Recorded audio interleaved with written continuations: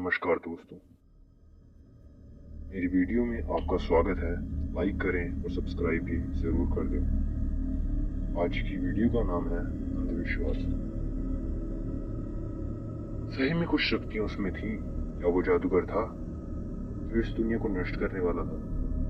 ये एक ऐसे काले जादू की बात है जिसने पूरे परिवार को बर्बाद कर दिया था और भी न जाने कितने परिवारों की जिंदगी लेना बाकी थी।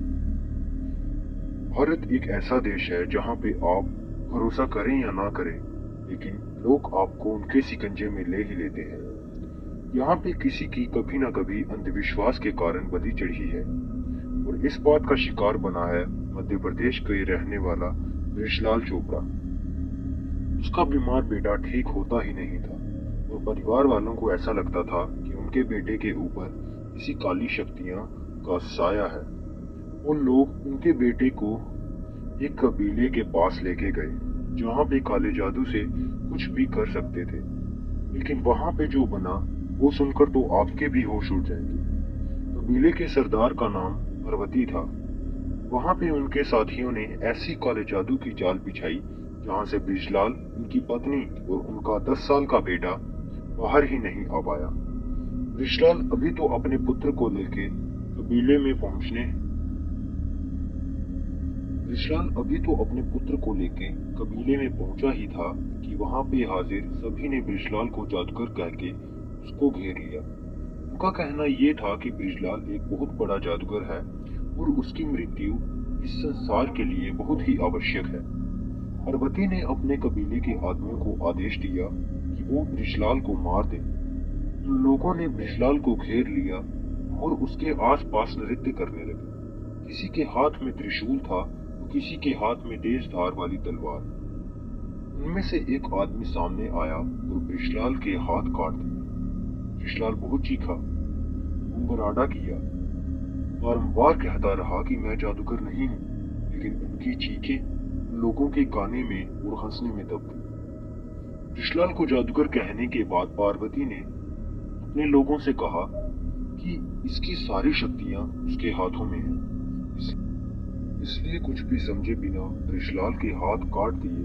उसके बाद बृजलाल कभी भी किसी पे हावी ना हो सके, उसकी सारी शक्तियां भस्म हो जाएं, इसलिए उन दुष्टों ने बृजलाल को जिंदा जला दिया और देखते ही देखते बृजलाल का शरीर राख में मिल गया। ये सारा खतरनाक दृश्य बृजलाल के 10 साल का बेटा और उनकी पत्नी के सामने हुआ था।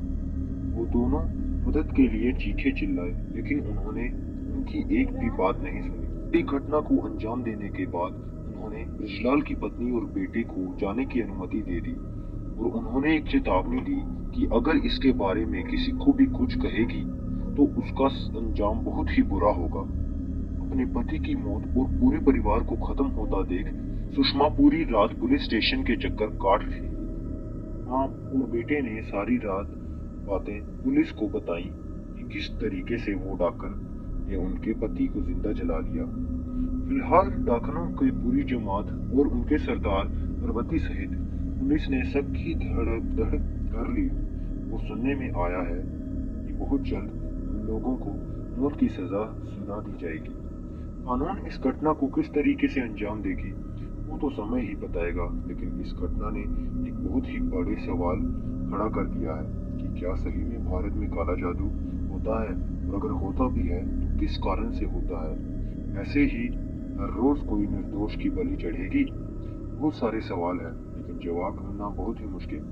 लेकिन एक चीज है जो आप लोग भी कर सकते हैं, और वो है चैनल को सब्सक्राइब करके, वीडियो को लाइक करके और कमेंट जरूर करना।